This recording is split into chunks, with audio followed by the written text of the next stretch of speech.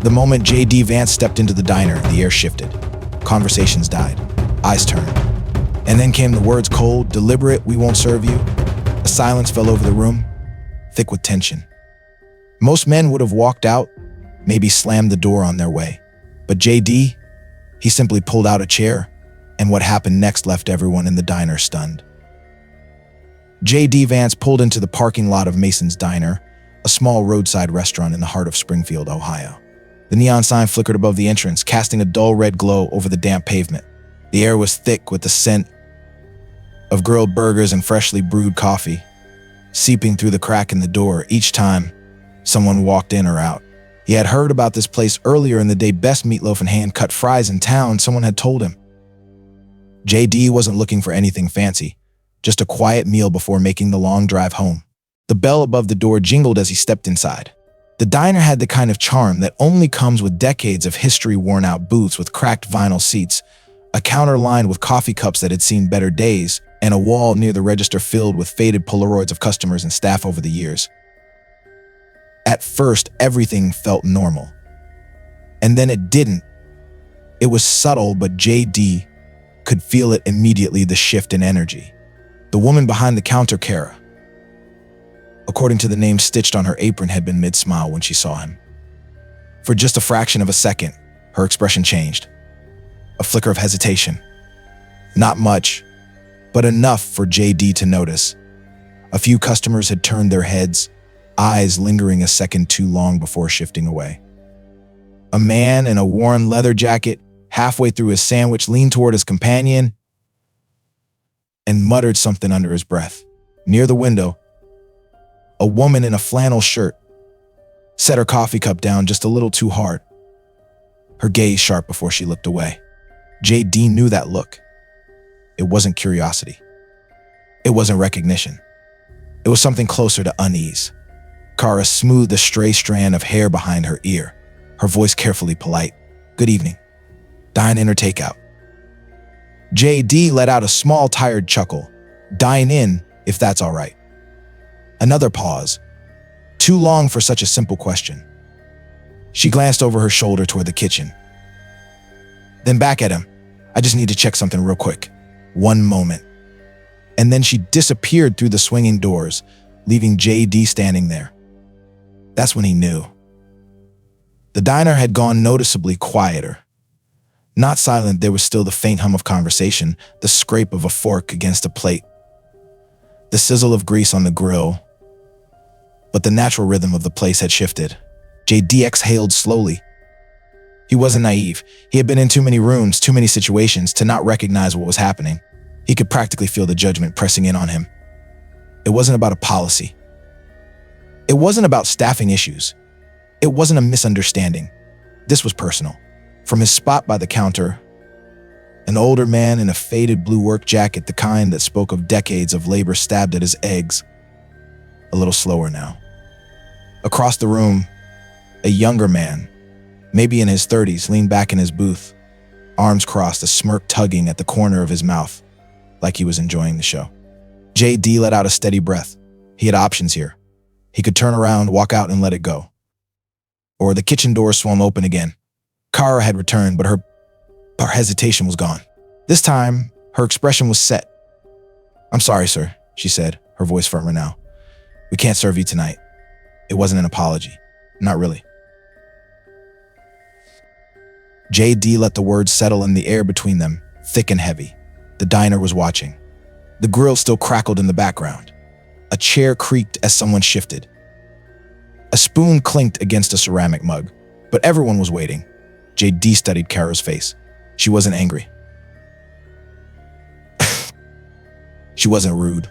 She was just firm. Like she had made up her mind. Or maybe someone else had made it up for her.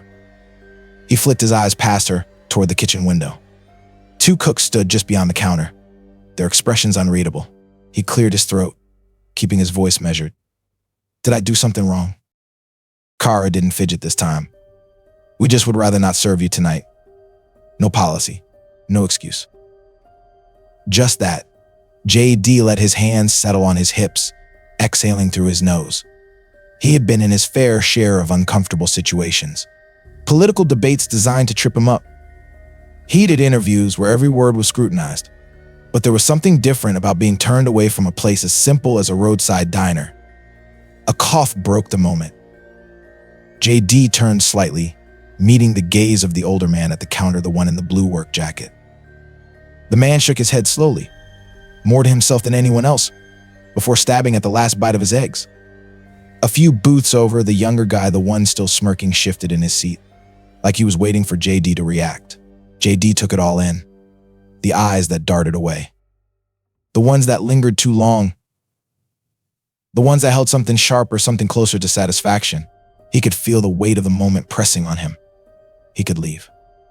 Shake his head, walk out, let it go. He could challenge them. Call them out, demand explanation, make them justify it. He could escalate this. See if they'd still stand by their decision when they realized they were turning away a U.S. senator. Instead, he did none of those things. He kept his voice calm, even, measured. "All right," he said, nodding slowly. "Can I speak with the manager?" That caught a few people off guard. Kara hesitated, glancing toward the kitchen like she was asking for silent permission. From the counter, the older man muttered something under his breath. Near the window, the younger guy let out a short laugh, like he couldn't believe JD was actually going through with this. JD just stood there, waiting. Kara disappeared again, this time through a different door. A few more beats of silence. A sip of coffee. A plate being slid across the counter. Then the door swung open again. And a man in his early 50s stepped out. Broad shoulders, thick arms crossed over a grease-stained apron. His name tag read Frank. Frank didn't ask JD what he wanted. He just looked him over once before speaking. "I hear you got a question." But the way he said it, it wasn't welcoming. It wasn't even polite. It was a challenge. JD Vance met his gaze. Steady. Unreadable. He wasn't here to argue. He wasn't here to throw his weight around. But he also wasn't about to just walk out without understanding why. "Yeah," JD said, voice calm. "I'd like to know why you won't serve me."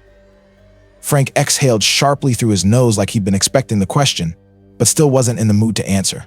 He wiped his hands on his apron, glanced toward the handful of customers still watching. Some pretended not to listen. Others didn't bother hiding their curiosity. Then finally Frank spoke. "Look," he said, shifting his weight. "This ain't personal." JD raised an eyebrow. "Seems pretty personal." Frank's jaw tightened. And just like that, the real conversation had begun. Frank stood his ground, arms crossed over his grease-stained apron, his expression unreadable. The entire diner felt like it was holding its breath. JD Vance didn't move. He didn't step forward, didn't raise his voice, didn't challenge the man outright. He just waited. Finally, Frank exhaled through his nose and rubbed the back of his neck. "People around here got their opinions about you, about the things you stand for." JD nodded slowly, absorbing the words. "And me sitting down for a meal is a problem."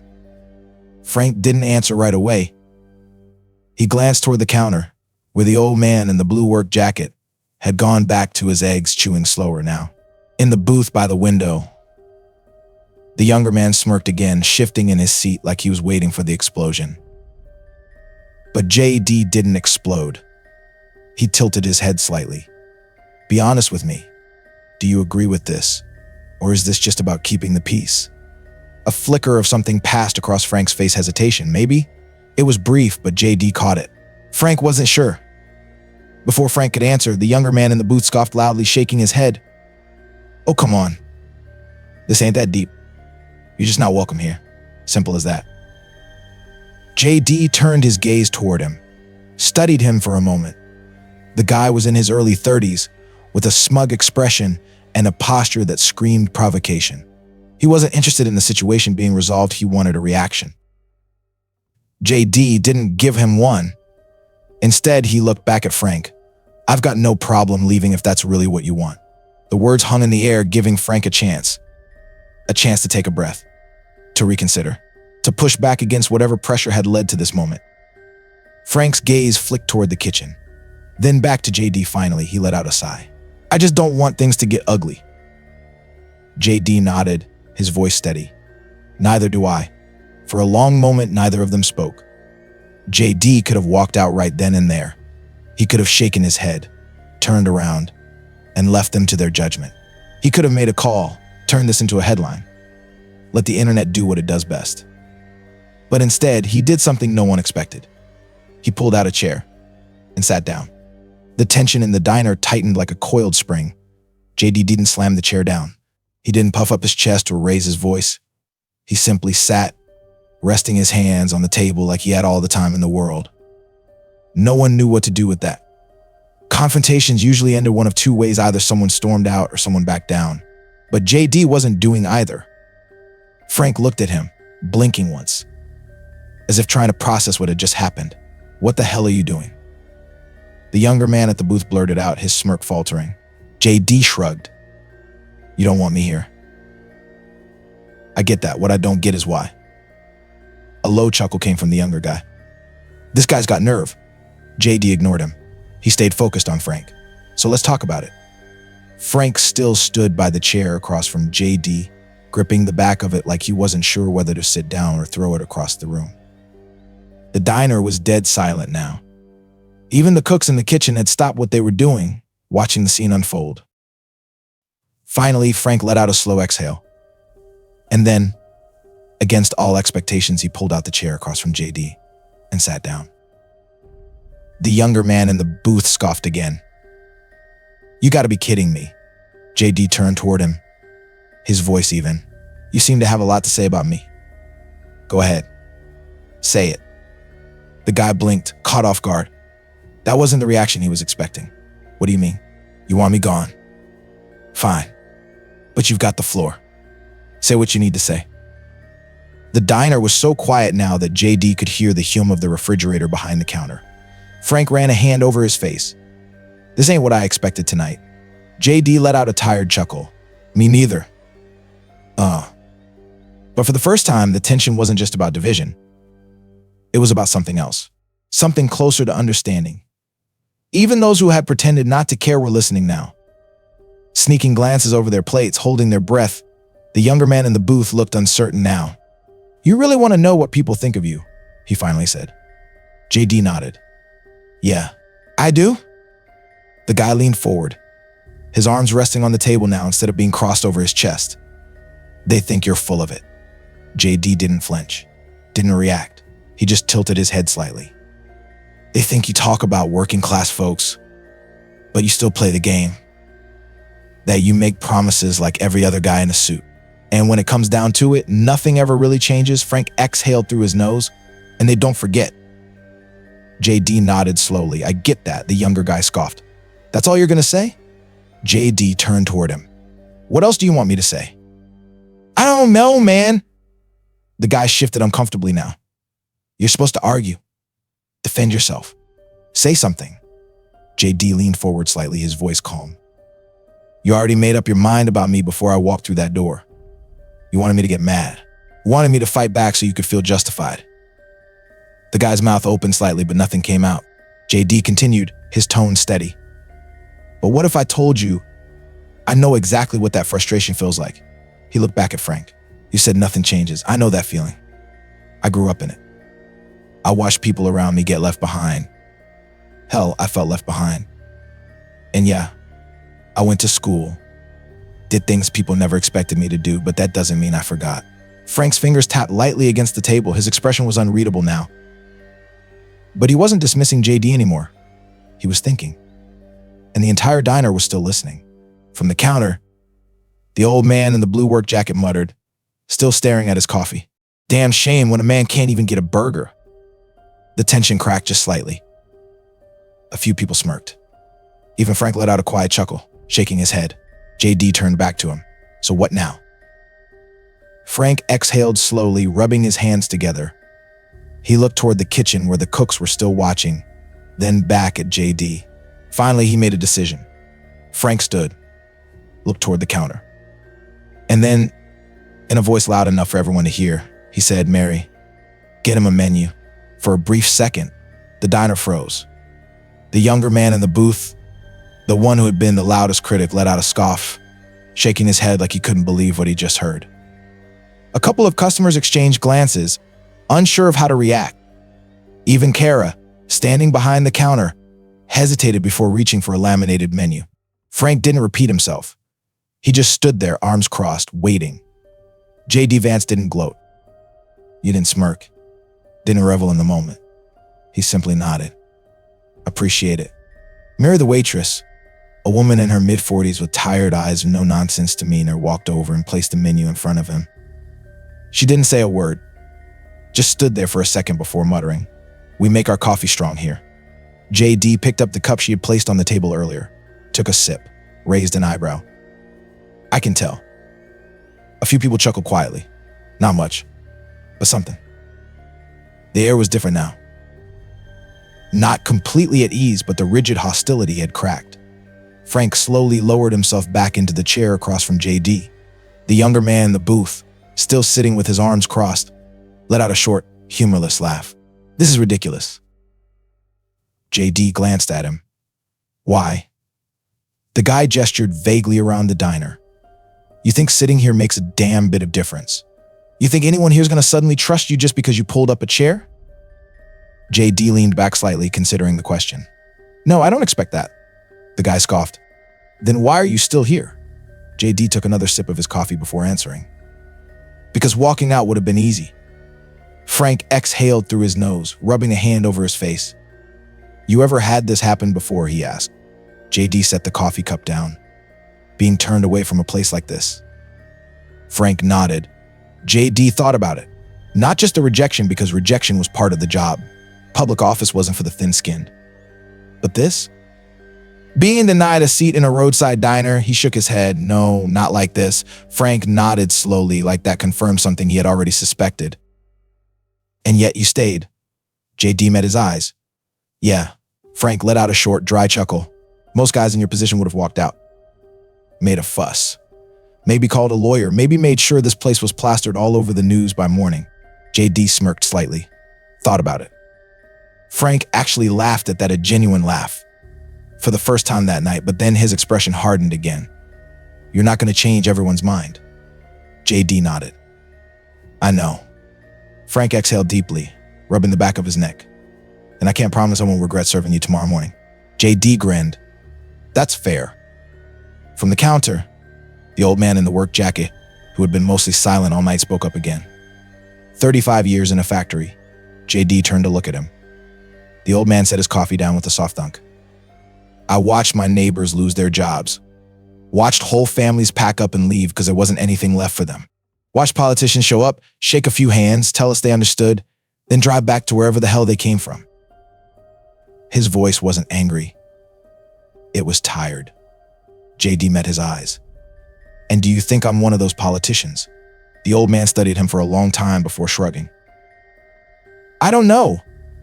He pointed a callous finger at JD, "But I can tell you one thing." JD waited. "You're the only one who stuck around to listen." That landed. Kara shifted uncomfortably behind the counter. The two cooks in the kitchen exchanged looks. Even the younger guy in the booth, who had been the most vocal, suddenly had nothing to say. JD let the silence stretch. Then he turned back to Frank. "So what's it gonna be?" Frank tapped his fingers against the table, looked toward the kitchen, exhaled again. Then he stood. "All right, boys," he called toward the kitchen. "Fire up the grill." A ripple of surprise passed through the diner. The younger guy let out another scoff, but this time he didn't argue. Kara hesitated only for a second before reaching for her notepad. JD simply picked up his menu, flipped it open. Business as usual. Mary returned a few minutes later, setting a plate down in front of him. A classic diner cheeseburger, hand-cut fries on the side. Simple, but perfect. JD picked up the burger. Took a bite. Silence. Then, with a straight face, he said, little dry. For half a second, the diner was dead still. Then Frank barked out a laugh. The first real, unguarded laugh of the night. A few other people chuckled. Mary shook her head, muttering smartass. JD set the burger down, wiping his hands on a napkin. Kidding. It's good. Frank just shook his head, still smirking. You're a piece of work. JD nodded.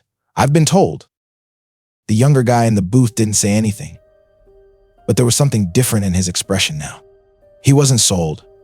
Not completely. But he wasn't dismissing JD outright anymore either. As JD finished his meal, the diner started feeling like a diner again. Conversations picked up. Plates clattered. Coffee refills were poured. People still had their opinions. They still had their doubts. JD sat back in his chair, wiping his hands on a napkin as he finished the last bite of his burger. The room had shifted not in a dramatic way, but in a way that mattered. The tension that had once hung thick in the air had thinned. People weren't avoiding his gaze anymore. A few still seemed skeptical. A few still held on to their judgments, but there was a difference now. The moment wasn't about proving a point or winning an argument. It was about being there. Frank was still watching him from across the table, arms crossed. "You know," he said finally, "you're still a politician." JD let out a small chuckle. "And you're still a diner owner." Frank smirked. "Guess we both got our problems." JD nodded. "Seems that way." For a long moment, neither of them spoke. The diner had settled back into its normal rhythm. People were back to their meals, back to their conversations. But here and there, JD could still feel the occasional glance in his direction. Not hostile, not friendly necessarily, but curious. JD finished his coffee. Mary came by, refilled it without a word. "Progress." He took another sip, glanced at Frank. "You think this was about me?" Frank furrowed his brow. "What do you mean?" "And JD set his cup down. "Tonight, this whole thing, you think it was really about me, or do you think it was about what I represent?" Frank didn't answer right away. He scratched the back of his head, exhaling through his nose. "People around here don't like being forgotten." JD nodded. "I know." Frank's eyes narrowed slightly. "Do you?" JD held his gaze. "Yeah, I do." And for the first time that night, Frank believed him. The younger guy in the booth, the one who had spent most of the evening trying to provoke, JD spoke up again. "All right then, let's see if you really mean that." JD turned toward him. The guy leaned forward, resting his elbows on the table. "You sat here and talked a good game. But what happens next? You're gonna shake a few hands, make a speech, and disappear like the rest of them." JD didn't hesitate. "No." The guy raised an eyebrow. "No." JD shook his head. "I'll be back." A slow smirk tugged at the corner of the guy's mouth. "We'll see about that." JD picked up his coffee, took one last sip. "Yeah, we will." As he stood up, reaching for his wallet, Frank waved a hand. "Don't worry about it." JD frowned. "You sure?" Frank nodded. "Consider it payment for an interesting night." JD smirked. "I'll take it." He slid his chair back under the table and turned toward the door. As he walked past the counter, the old man in the blue work jacket finally looked up. "You said you'd be back?" JD met his eyes. "Yeah." A pause. Then the old man nodded. "Then we'll see." JD gave a small nod in return before pushing open the door. The bell jingled behind him as he stepped outside. The night air was cool. The neon sign still flickered. The road stretched ahead. JD climbed into his car, started the engine. As he pulled out of the parking lot, he glanced in the rearview mirror one last look at the diner. A small place in a small town where something just a little bit different had happened tonight. He didn't know if he had changed any minds, but he knew one thing. He had stayed. And sometimes that was enough.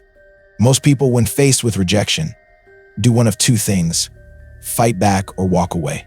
It's human instinct. We defend ourselves, prove our worth, or leave before the wound cuts too deep. But sometimes the real power lies in staying, in listening, in refusing to let discomfort dictate the outcome. JD Vance walked into that diner expecting nothing more than a meal. Instead, he was met with judgment, resistance, and a clear message: "You're not welcome here." He had every reason to be angry, to lash out, to make a scene, and in today's world, that's what we're conditioned to do: react, retaliate, prove a point. But he did something far more powerful. He stayed. He didn't raise his voice. He didn't demand respect. He didn't play the victim. He sat down, he asked questions, and most importantly, he listened.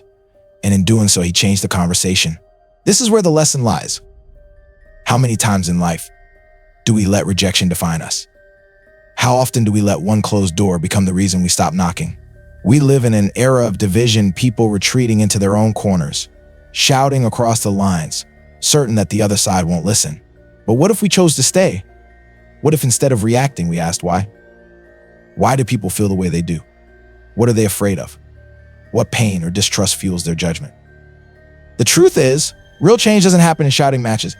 It doesn't happen in storming out. It happens in the quiet moments when people let their guard down just enough to see each other differently. It happens when someone refuses to walk away. JD Vance didn't win that night. There was no dramatic turnaround, no moment where the entire diner stood and applauded. But something shifted. A door, once firmly shut, cracked open just enough. And sometimes that's where transformation begins. So the next time you face resistance, judgment, or rejection, ask yourself, do I leave? Or do I stay and change the conversation? Because strength isn't always in fighting back. Sometimes it's in refusing to walk away.